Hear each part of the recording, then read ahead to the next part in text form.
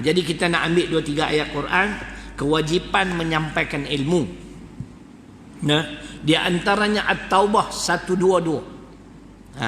At-Taubah. Ini dalil yang cukup jelas. Saya tak pernah lagi jumpa Quran dan hadis. Kalau tuan-tuan jumpa, itulah ba'na. Mesti alim baru nak dakwah, tak ada. Allah kata waliyunziru qaumahum idza raja'u ilaihim la'allahum yahdharun. At-Taubah ayat 122. Tuan ingat, tak payah terjemahlah, doa-doa ni kita baca tu ya. At-Taubah 122. 24. Dia kata di sini, apabila orang-orang itu kembali kepada mereka, orang yang mengaji agama, makna kembali kepada mereka, kembali kepada kaumnya, qaumahum. Dia kata sini, dan supaya mereka dapat mengajar kaumnya. Apabila orang-orang itu kembali kepada mereka, mudah-mudahan mereka dapat berjaga-jaga dari melakukan larangan Allah. Inilah kewajipan, tuan-tuan. Tak semesti alim. Ambil dalil ni, ambil dalil hadis ni dengan ayat At-Taubah 122, selesai. Saya tak pernah jumpa lagi dalam Quran kata wajib kena alim baru nak mengajak, baru nak berdakwah. Tak boleh. Kita tahu satu ayat ad-dinun nasihah tu, nanti kita jumpa sampaikanlah dariku apa tadi aballighu anni walau ayah tu, makna kita tahu satu benar, abang benar tu lah. Hak lain aku tak tahu lagi, tak belajar lagi. Itu satu. Untuk menguatkan hujah hadis Bukhari tadi, saya kemukakan At-Taubah 122. Kemudian tuan-tuan dan puan-puan, kerja dakwah ni mengajak manusia kepada kebaikan, satu kerja yang cukup mulia. Tapi ia bukan kerjaya tau, kena faham. Dakwah bukan kerjaya. Faham tak Fauzi? Bukan profession. Duk anggap profession salah. Dakwah ni amanah. Dan tugas pendakwah ni tugas yang paling mulia. Kalau kita kata profession pun, makna dalam semua profession di dunia, profession berdakwah ni lah yang paling mulia. Siapa tak setuju angkat tangan? Siapa tak angkat? Siapa setuju angkat tangan? Pun tak. Aku tak faham apa ni. Setuju benda, tak setuju benda. Tak apa. Setuju, tak setuju, saya bagi dalil Quran. Fussilat. Fussilat ayat 33. Dalil yang menyatakan kerja dakwah kerja paling mulia di sisi Allah. Tetapi pendakwah yang macam mana? Tuhan ajak. Ni yang kami takut ni. Allah berfirman, wa man ahsanu qawlan mimman da'a ila Allah wa amila salihan wa qala innani minal muslimin. Yang inilah pendakwah yang terbaik. Saya tak tahulah masuk kategori ini atau tidak, tetapi yang bermaksud, dan perkataan siapakah yang lebih baik daripada perkataan orang yang mengajak manusia kepada Islam. Makna tak ada lah kataan yang paling baik. Orang yang ajak pada Islam itulah kataan yang paling baik. Kemudian wa amila salihah, yang mengajak itu sendiri dia beramal. Yang tu bukan ajak orang buat baik. Ustaz ceramah kemai Pak Haji, wal asri innal insana lafi khusrin, demi masa manusia dalam kerugian. Ustaz pun sampai lambat. Jenis ni tak terpakai. Minta maaf, bukan kata kat mana-mana ustaz. Sebab tu ustaz ni kena disiplin sungguh segi masa ni. Kita ajak orang buat bagian buat, tapi kita tak buat. Ni dicela. Al-Baqarah 44 Shaf ayat 2 dan 3. Tengok dia kata wa amila salihah, dia sendiri beramal. Dia ajak manusia kepada kebaikan, dia buat. Wa qala innani minal muslimin, dan dia berkata sesungguhnya aku dari kalangan orang-orang Islam yang menyerah diri sebulat-bulat kepada Allah. Boleh? Jadi Kalau kita kata profession atau kerja pun tak apalah, tapi ianya bukan kerja, amanah. Tak adalah amanah yang paling top melainkan mengajak manusia pada Islam. Tak semestinya alim. Abang ada apa? At-Taubah 122. Kucing pun main dengar kuliah. Orang pula tak mau tu pelik. Teruk bila kucing. Kan? Baik dia pancut lagi jam. Jantan lah.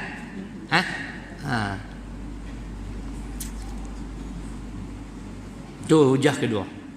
Baik, akhir sekali. Akhir sekali tuan-tuan, kita nak kena baca juga. Orang yang Allah anugerah sedikit sebanyak ilmu pengetahuan agama, tetapi mereka ni menyembunyikan ilmu agama. Lagi akan datang ada, saya nak ambil satu Al-Baqarah 159. Balasan menyembunyikan ilmu pengetahuan. Innal ladzina yaktumuna ma anzalna minal bayyinati wal huda min ba'di ma bayyanahu lin-nasi fil kitab ulaika yal'anuhumullah wa yal'anuhumul la'inun. Al-Baqarah 159. Bila ada hadis kita jumpa tu kerana menyembunyikan tu, nanti kita ambil Al-Baqarah 174. Yang ni contoh saja. Dalam Islam, sesiapa yang Allah anugerah sedikit sebanyak ilmu pengetahuan agama, sekiranya dia menyembunyikan ilmu tersebut, tuan-tuan, dia dilaknat oleh Allah dan dilaknat oleh seluruh makhluk yang boleh melaknatinya. Oh, berat tuan-tuan. Boleh tuan-tuan. Kita tahu ni Fauzi kena abang. Kita tak tahu pun kita abang. Wallahu alam, hanya Tuhan saja tahu. Susah apa? Kan? Takkan saya boleh tahu ke semua dah. Selalu saya sebut, kira ni kalau pendakwah di Malaysia ni bab-bab fiqh ni paling hebat Azhar Idrus. Kita tengok semua soalan bagi dia boleh jawab. Tak. Dia mengaku tuan-tuan, aku nak jawab, aku tengok dulu. Hak mana aku tak boleh jawab, aku letak di bawah sekali.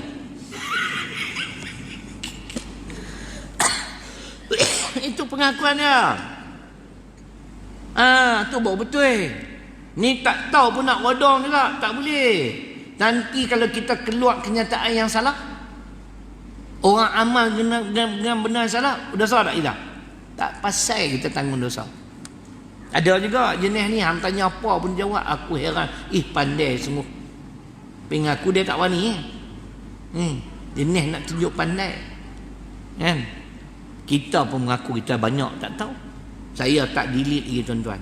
Tuan ingat, kemarin saya tanya ustazah sekolah saya, nak cari modal ceramah politik tentang fitnah. Tuan-tuan ingat, aku nak tengok ini, dia main scan kepala bapak hang pula.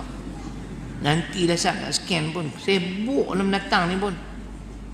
Ya Allah, nak habaq punya kemas ustazah ni.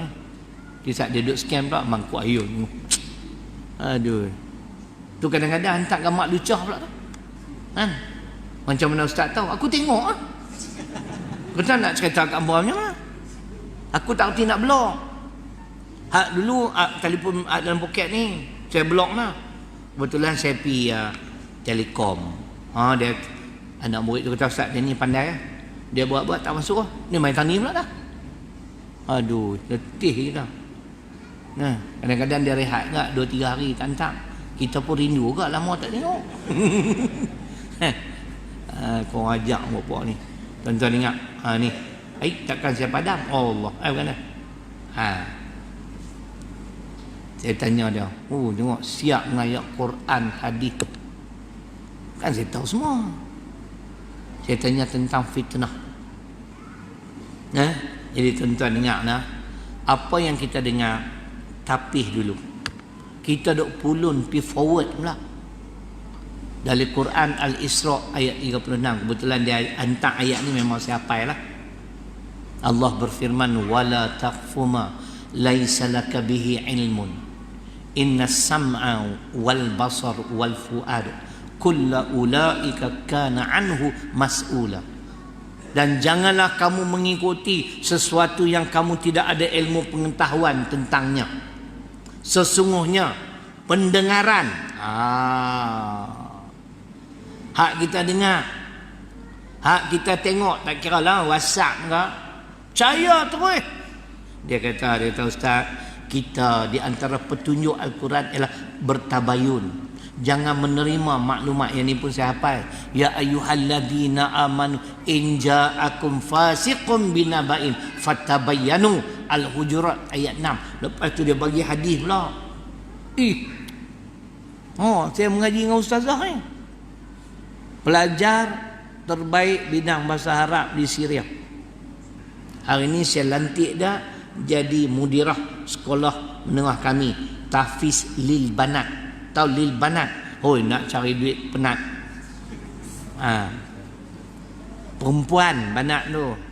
Kalau banin lelaki, menengah lelaki. Kita ada sekolah menengah perempuan, sekolah menengah lelaki. Perempuan baru mula tahun ni. Dia pulun tunggu buat kerja.